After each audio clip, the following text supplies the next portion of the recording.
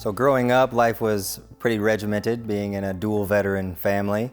From a young age, it was play on Saturday, church on Sunday, and after church was always popcorn, cheese, and Formula One racing with my dad on the couch. So after graduating college and seeing the life that the military provided my family, I was called to service myself, and I wanted a job that would put me on the battlefield. So I chose a job called combat control.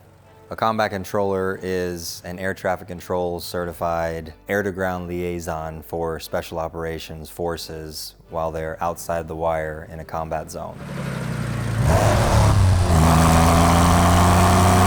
I've always had a love of cars. Specifically, I've always been fascinated by Porsches. It was always a dream to get a classic one and rebuild it with my father. And so when I was looking for a car, I knew that I wanted to get a classic Porsche. I saw my first bug-eyed Porsche in 1964, and I saw the thing coming down the street and the smells and the popping and the sounds, and I knew right then that I wanted a Porsche. And so the 911 became a dream of mine, that he and I would find us an air-cooled Porsche, do an off-frame rebuild on it. On July the 6th, 2011, that changed.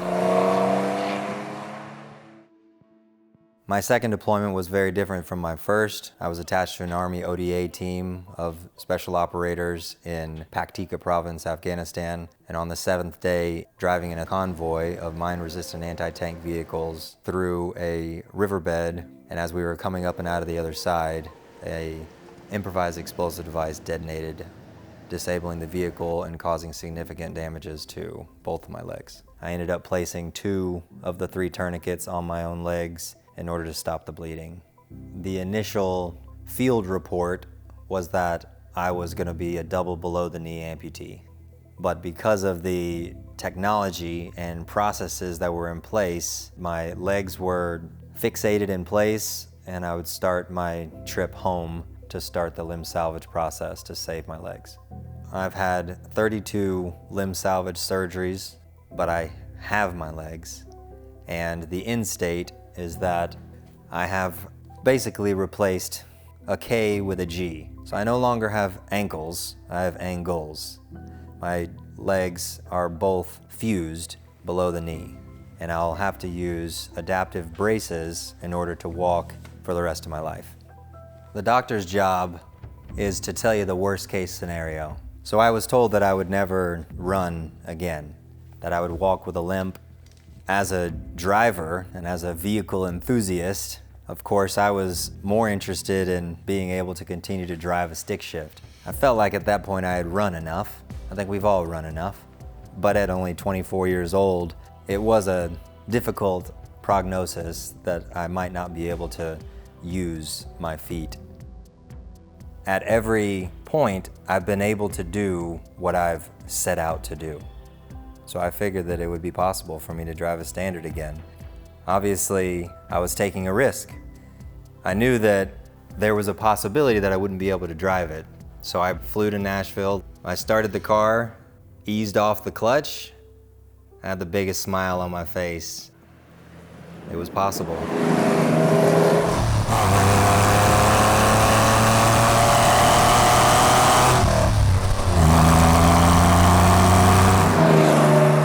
In order to serve, you have to care more about who you're serving than yourself. So it's not about what you're doing, but why, and about who you're supporting. So it was never about how bad things were for me, but how is it going to change me, and how could it make me into a better person, obviously the person I'm meant to be.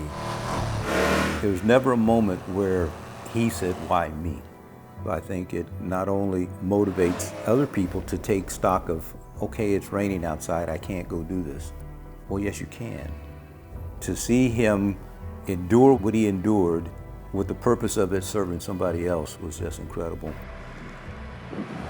I drove a vehicle with hand controls for several years, but to drive with my feet, I have to lift and place my foot on the pedal. So I can't leave my heel planted and transition my toe from pedal to pedal. I'm not going to be driving heel toe, but I figured it out, and I'm driving a classic Porsche. In a blink of an eye, families are changed. You treasure a moment like today when you can go for a twisty drive in a classic car with my son at the helm, going through the gears. To see him be able to drive a vehicle that requires you to use all four of your limbs and do it as well as he does is just incredible. I'm Johnnie Yellock, the original. And I'm Johnnie Yellock, and this is why I drive.